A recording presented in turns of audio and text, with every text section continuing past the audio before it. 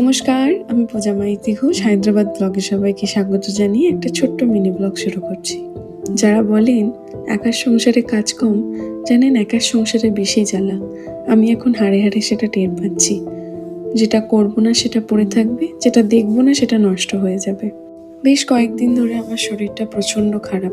বিছান থেকে প্রায় উঠতেই পারিনি। প্রায় অনেকবার মাথা ঘুরে পড়েও গেছি। তা সত্ত্বেও চেষ্টা করছি সংসারের কিছু কাজ সেরে রাখার। জানেন, আমার হাজব্যান্ড যখন সারাদিন কাজকর্ম সেরে আসার পর আমার আবার সংসারের হাল ধরে, তখন দেখতে বড্ড খারাপ লাগে। একা সংসার শুনতে খুব ভালো লাগে।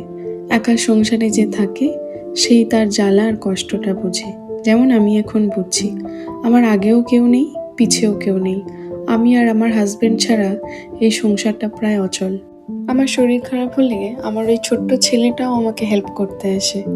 ও হয়তো পারে না, পেরে ওঠে না, ছোট্ট মানুষ, বলে ওঠে mummy can I help you.